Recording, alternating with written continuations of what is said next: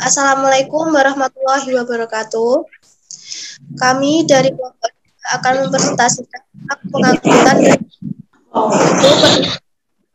dahulu. Saya Aprilia Saputri. Saya Indri Santoso.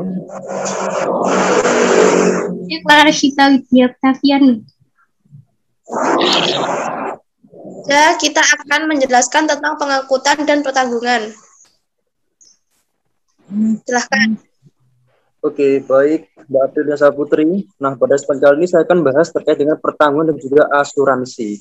Namun sebelum itu, kita harus tahu terlebih dahulu submateri yang akan kita bahas dalam pertanggungan ataupun asuransi. Yang pertama ada pengertian, ada juga ruang lingkup, kemudian bentuk pertanggungan kerugian, ada juga uang pertanggungan, jenis dan menentukan uang pertanggungan. Namun, pada kesempatan kali ini saya hanya membahas terkait dengan pengertian dan juga ruang lingkup. Oke, kalau itu kita langsung saja menuju ke pengertian atau definisi dari pertanggungan.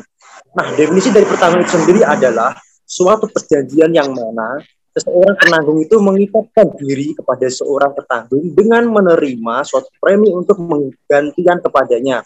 Nah, ini biasanya dilakukan ketika adanya nasabah yang mengalami kerusakan ataupun kehilangan keuntungan yang diharapkan yang mungkin akan diceritanya kelak. Sehingga perlu adanya asalnya juga pertanggungan dari pihak perusahaan itu sendiri. Kemudian, menurut seperti di dalam Anisa tahun 2019 menyatakan definisi dari pertanggungan ini adalah perjanjian yang saling menguntungkan, di mana perjanjian ini didasarkan atas kejadian yang belum pasti akan terjadi pada masa yang akan datang. Oke, jadi di sini ya intinya untuk membuat suatu pertanggungan atau ganti rugi lah ya terhadap nasabah dari uang yang dikeluarkan nasabah pada perusahaan tadi, sehingga itu nanti akan keluar ketika adanya suatu kerusakan atau kerugian yang dideritanya seperti itu.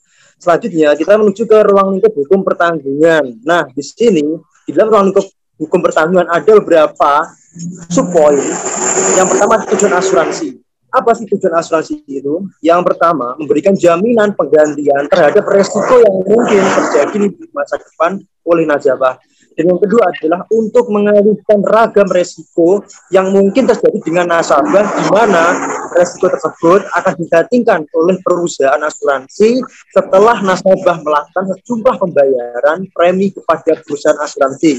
Dan yang ketiga, jaminan bagi pihak nasabah mendapatkan perlindungan dengan resiko kerugian di masa depan yang mungkin akan terjadi. Dan yang keempat, memperkecil nilai dan potensi kerugian yang lebih besar bila mengeluarkan biaya sendiri saat mengalami sebuah resiko. Dan yang kelima, khusus untuk asuransi jiwa dapat kamu gunakan sekaligus untuk menabung, karena sebagian biaya preminya akan dikembalikan kepada nasabah dalam kurun waktu tertentu. Dan yang terakhir adalah untuk mendapatkan ganti rugi kepada pihak nasabah sesuai dengan nilai premi asuransi. Seperti itu ya teman-teman semuanya. Selanjutnya fungsi dari penangguhan atau asuransi. Nah, di dalam asuransi itu juga tentu adanya fungsi. Apa saja fungsinya? Yang pertama, untuk penghimpunan dana maksudnya ya, seperti itu. Artinya sebuah perusahaan asuransi mengambil peran selaku penghimpun dan masyarakat. Dana kemudian nanti akan diinvestasikan dalam ragam lini usaha agar lebih produktif. Dan yang kedua, membantu pembisnis fokus pada suatu usaha, di mana setiap model bisnis pasti mengandung resiko di dalamnya. Untuk pengusaha, keberadaan asuransi cukup penting sekali bagi pengusaha karena bisa membantu mengurangi rasa cemas ataupun rasa beban yang diberikannya ketika mengalami kerugian ataupun resiko yang terjadi di masa depan. Seperti itu ya. Dan yang ketiga adalah mengurangi potensi resiko. Perusahaan asuransi umumnya selalu memberikan rekomendasi produk yang sesuai kepada kamu. Ini berkaitan dengan usaha kamu dan mitigasi resiko yang mungkin saja terjadi. Selanjutnya, yang keempat, yang terakhir adalah membagi risiko kerugian. Nah, dalam membagi risiko kerugian, di mana asuransi itu biasanya bisa meminimalisir potensi kerugian dalam usaha, dan ini dapat dibagi dengan lebih lanjut dalam bayar premi harus seimbang dengan resiko yang akan ditanggung asuransi, seperti itu ya. Dan yang terakhir di sini akan bahas poin C, yakni jenis-jenis asuransi. Nah, di dalam asuransi terdapat beberapa jenis model yang akan kita ketahui di sini. Yang pertama, ada namanya asuransi kesehatan. Dan yang kedua, ada namanya asuransi jiwa. Dan yang ketiga, adanya asuransi pendidikan. Dan yang keempat, asuransi bisnis. Dan yang kelima, asuransi kepemilikan rumah dan properti. Dan yang keenam, ada namanya asuransi kendaraan. Nah, di tiap asuransi ini terdapat beberapa pengertian. Kalau asuransi kesehatan itu tentu berkaitan dengan pemberian pertanggungan untuk masalah kesehatan yang diakibatkan oleh kecelakaan atau penyakit. Dan yang kedua, asuransi jiwa adalah suatu perusahaan yang memberikan pertanggungan atas kematian seorang nasabah yang memiliki nilai keuangan. Dan yang ketiga adalah asuransi pendidikan, adalah suatu asuransi yang memberikan jaminan pendidikan kepada pihak tertanggung. Dan yang keempat adalah asuransi bisnis, adalah asuransi yang memberikan jaminan kepada perusahaan apabila terjadi risiko yang menyebabkan kerugian seperti kehilangan, kerusakan, dan sebagainya. Dan yang kelima adalah asuransi kepemilikan rumah dan properti, artinya di mana asuransi yang memberikan jaminan kepada pemilik rumah atau properti apabila terjadi kerusakan pada propertinya, ya seperti itu.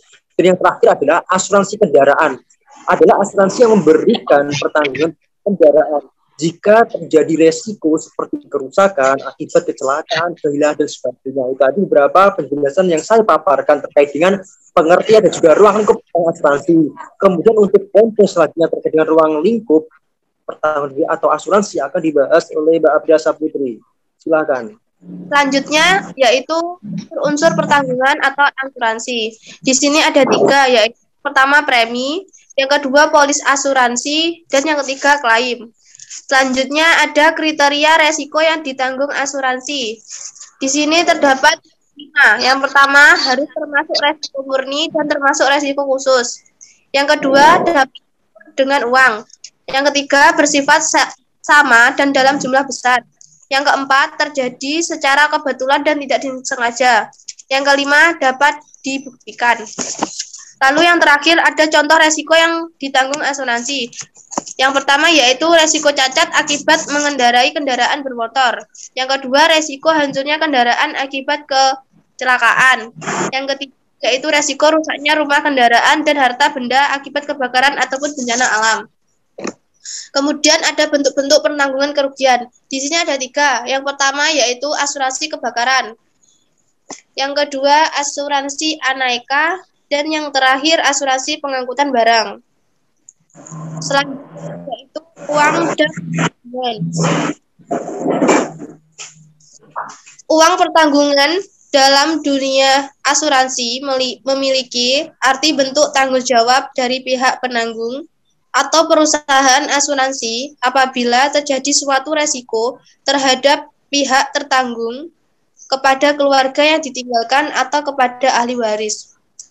Untuk selanjutnya tentang jenis-jenis asuransi uang pertanggungan akan dibahas oleh Mbak Clara. Silahkan Mbak Clara.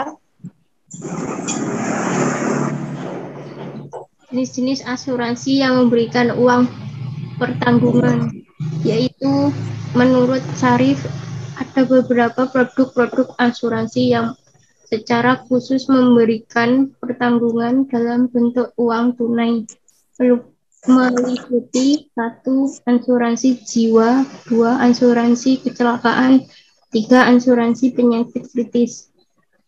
Menentukan uang pertanggungan.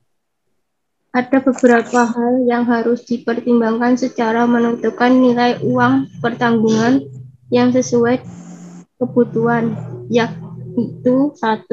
Nilai ekonomis, yaitu nilai di mana hasil pendapatan kita selama setahun dihitung rata-rata setiap bulan. 2. Adanya individu selain tertanggung, yaitu calon pemegang polis sebaiknya mempertimbangkan orang-orang yang bergantung kepada nilai ekonomis tersebut. 3. Sangkutan dana yang terkait pihak lain sebagai aktivitas contohnya pinjaman individu di luar, utang bank, atau pembiayaan lain yang tidak dilindungi asuransi jiwa. Hukum pengangkutan. Hukum pengangkutan merupakan bagian dari hukum yang termasuk dalam bidang hukum perdata. Dilihat dari segi susunan hukum normatif, Hukum perdata merupakan subsistem tata hukum nasional. Jadi hukum dagang atau perusahaan termasuk dalam subsistem hukum nasional. Ketentuan umum mengenai pengangkutan dalam Kitab Undang-Undang Hukum Dagang dapat ditemukan di dalam beberapa pasal, yaitu Bab 1, Bab 5, Bagian 2 dan 3. Mulai dari pasal 90-an sampai dengan pasal 98 tentang pengangkutan darat dan pengangkutan peralihan darat. 2 buku kedua bab 5 pasal 453 sampai dengan pasal 465 tentang pencharteran kapal. Sekian, terima kasih. Demikian presentasi dari kelompok kami. Jika ada kurang lebihnya mohon maaf. Wassalamualaikum warahmatullahi wabarakatuh.